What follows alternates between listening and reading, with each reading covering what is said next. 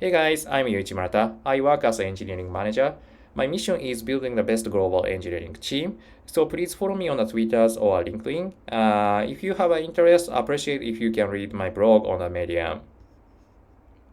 So today, I would like to talk about organization i18n. So making the local team to be globalized.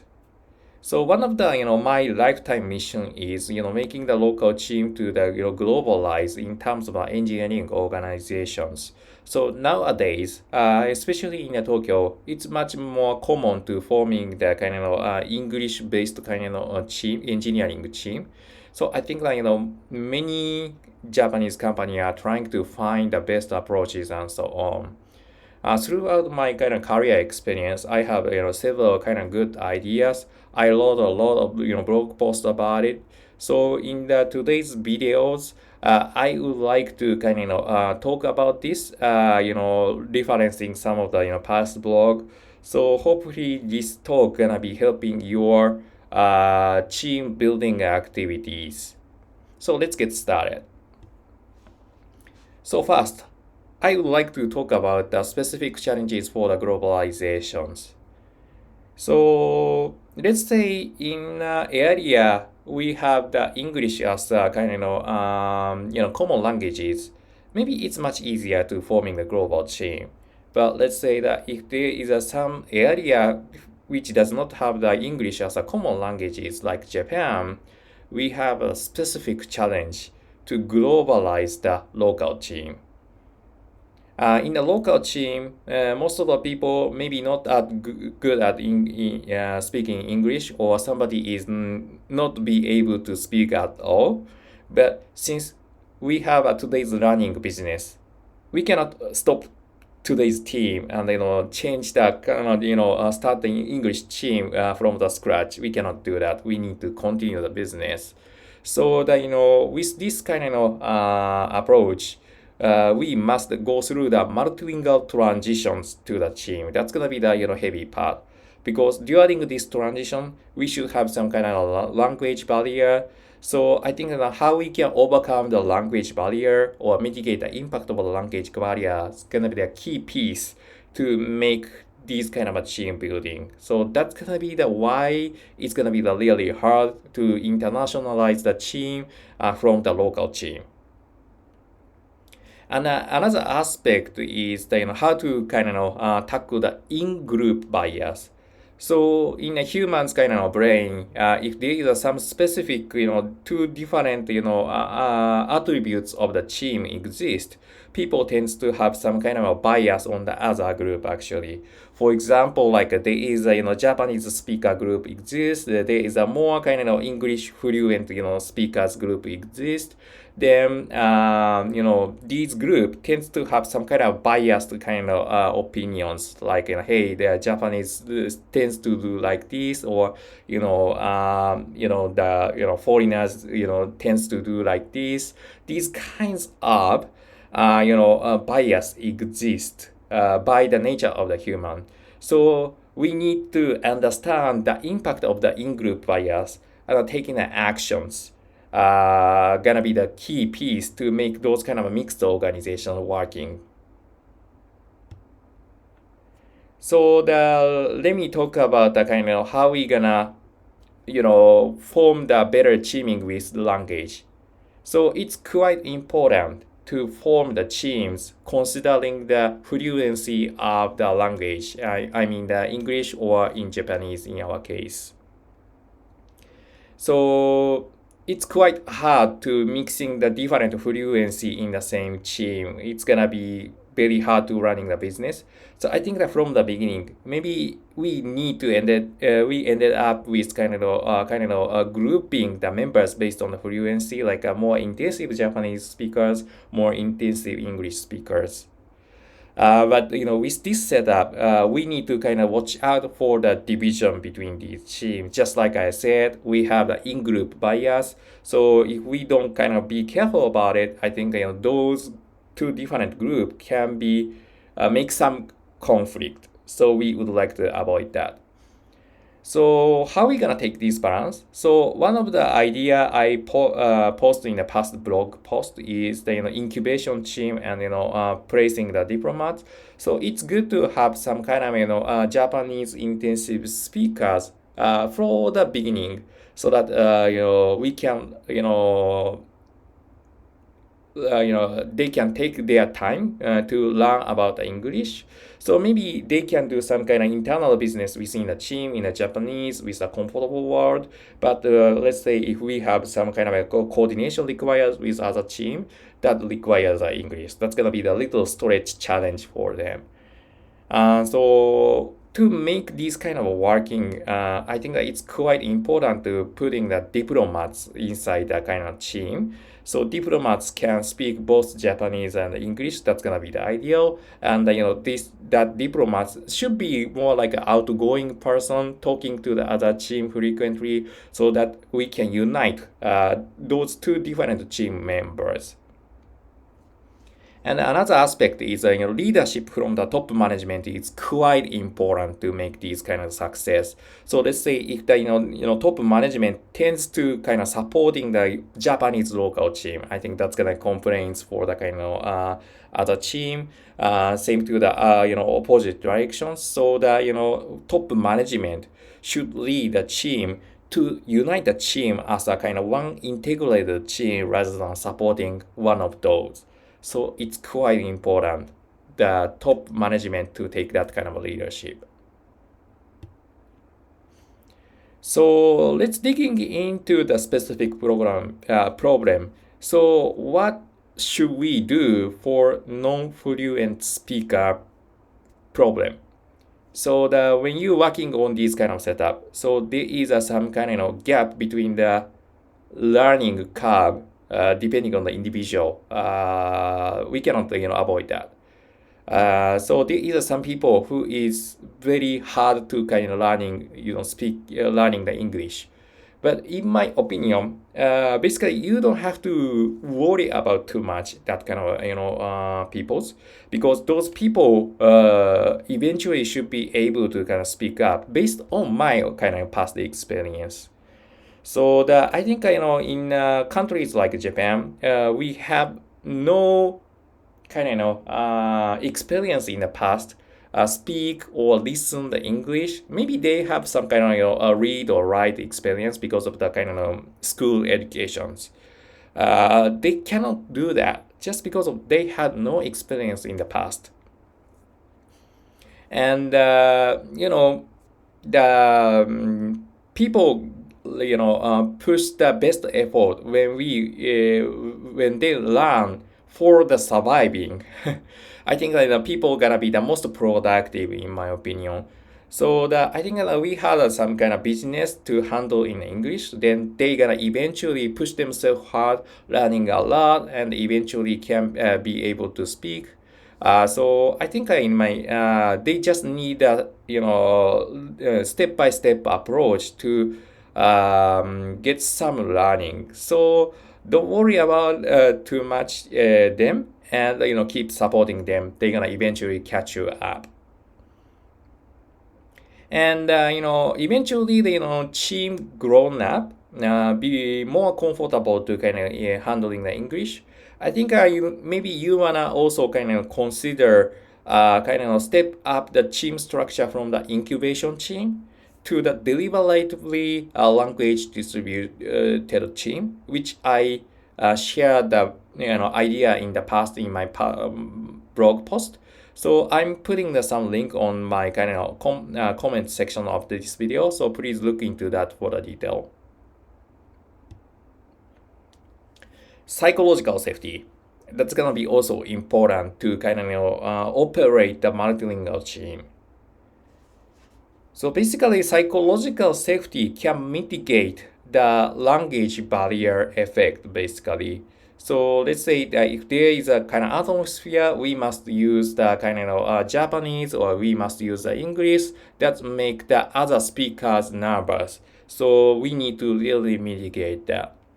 So one of the tips to make this happen is making an atmosphere to allowing cut in by the different languages. So for example, like there is some kind of meeting going on in English, and maybe some of the Japanese speaker may not be able to state their opinion in English, very fluently. Then they might be able to say like, hey, I'm sorry I need to kind of switch to Japanese. Then that kind of people can make their opinion by their mother language.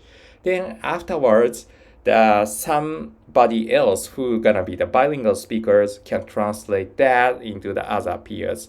That kind of custom gonna be make people more comfortable to raise the kind of opinion with the psychological safety.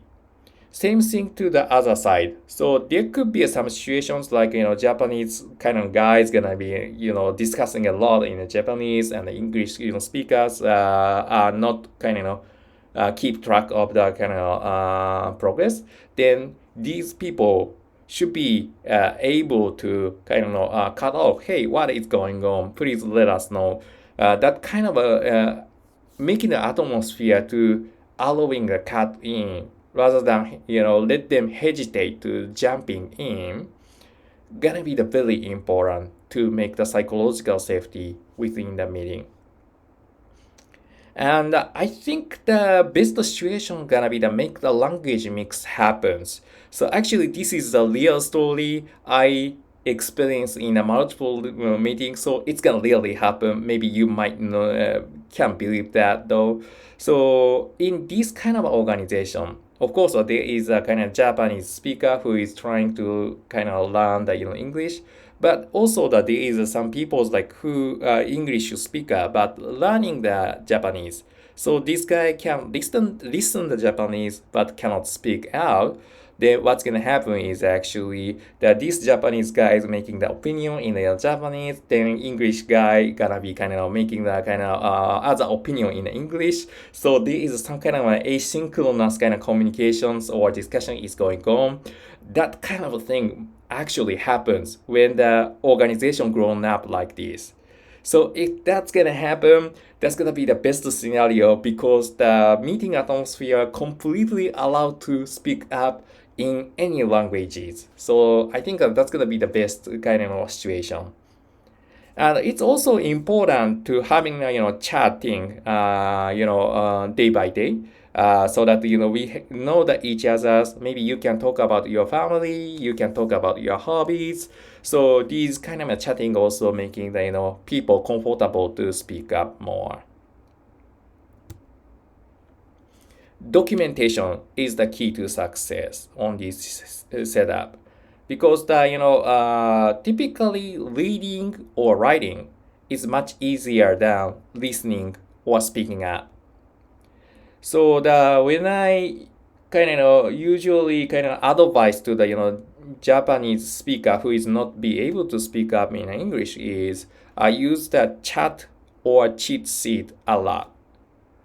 Because so nowadays it's gonna be the quite common to use the chat technologies like some kind of IRC or Slack or kind of Microsoft Teams, whatever's to kind of communicate with peers.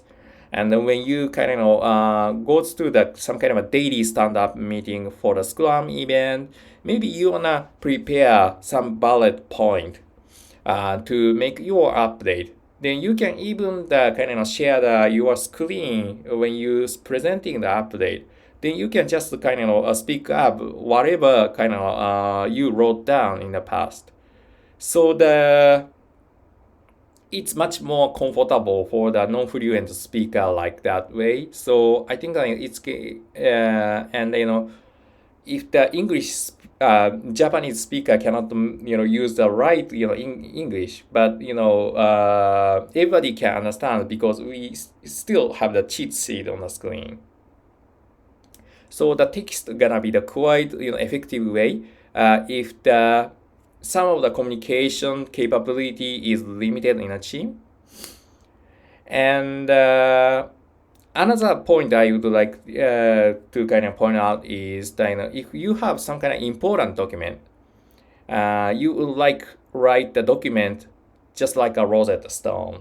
So this is also the another blog post I wrote in the past. So please check into if you have more interest.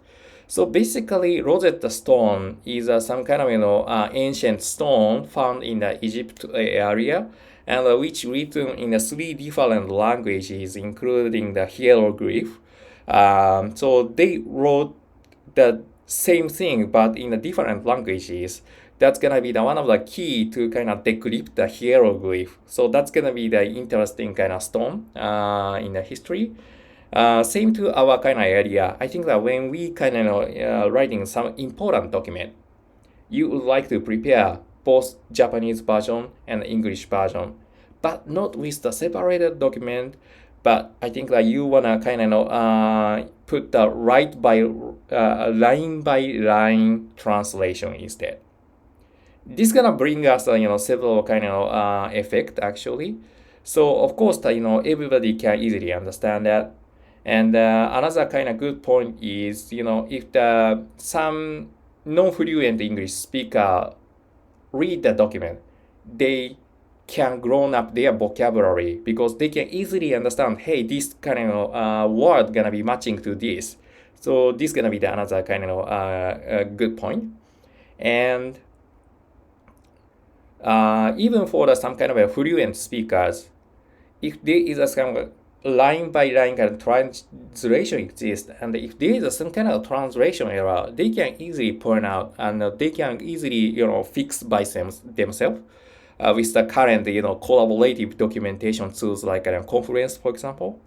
So there are a lot of benefits to take this approach. So if you are writing a good document, I really recommend to use the Rosetta Stone approach. And finally, I would like to point out that you would like to share the document as much as possible, even if you cannot prepare for a translation in worst case. I can understand the situations like we can prepare the kind of document in the Japanese, but we cannot prepare for the English versions, or vice versa. But I think it's much better to share it rather than not share it. So today we have a lot of kind of translation technologies like Google Translate. So that as long as you send a kind of document, the people can read it through those kind of help of those kind of technologies. So let's kind of aggressively share your document. That's gonna be the key.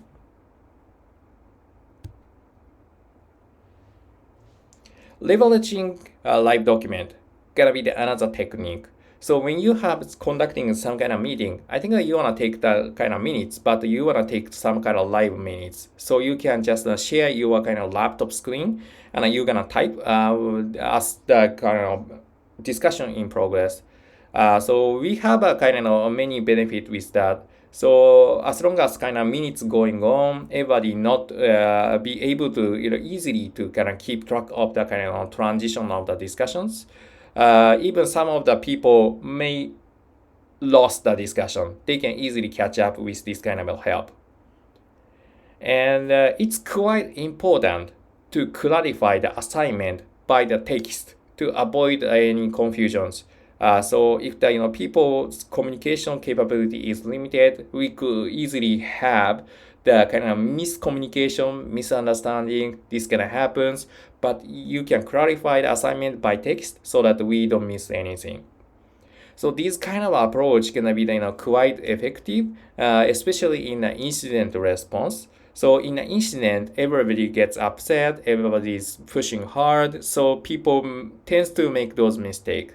But with this kind of live document, we can kind of avoid those confusions. So this is a final, point from my end. So fostering the leadership team with diversity gonna be quite important. So it's not limited to the global team. Who to promote gonna be the really important topic to forming a team, because the promotion make some messages to all the team members. So it's quite important to identify how you're gonna forming the leadership team. So one of the most common complaint I saw when I kind of looking for some kind of global teaming kind of opportunities in the kind of some kind of a job site like a Glassdoor, I saw a lot of messages like this that hey this organization says like this is a global team, but in reality only the Japanese can promote.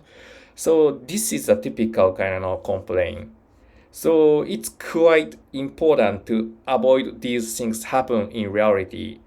But at the same time, even that was not true, we would like to avoid misinterpretation. Because, just like we said, we have an in-group bias. There could be even the misinterpretation, even if we don't mean to. So to do this, I think forming the kind of leadership team with the diversity in mind gonna be the quite important. So maybe when you working on a hiring, maybe you wanna kind of looking into the varieties of the peoples. And when you kind of identifying the next generations of the leader talent, you want to look for the more talents rather than just sticking with the Japanese members, I think, so that we can forming the leadership team with diversities.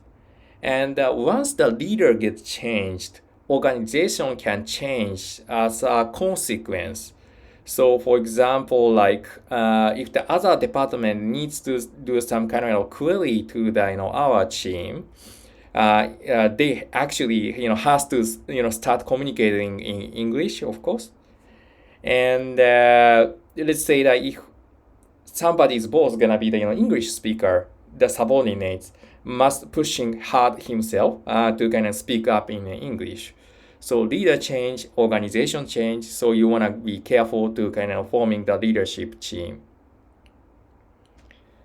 So I think that's all for today's topic. So today, as a summary, I talk about globalization of the local team specific challenges and how to overcome that. So the typical challenge gonna be the language barrier, and how to making the team gonna be the one of the key to overcome this structure. So use of the documentation gonna be the key driver to mitigate the language barrier. And finally, forming the leadership team with diversity will foster the environment to embrace more diversity as an entire team. So that's gonna be all for today's topic. So I hope that today's topic gonna be helpful for your teaming.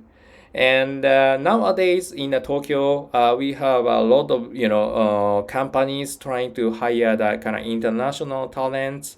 So maybe you might have some other challenges which I never talk today's talk.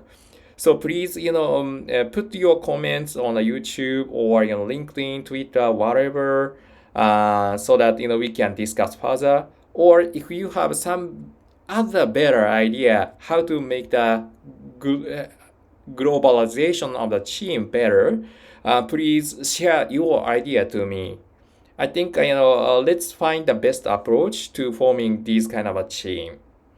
So that's gonna be the all for today's video. I hope you enjoy. Thank you for watching and see you soon.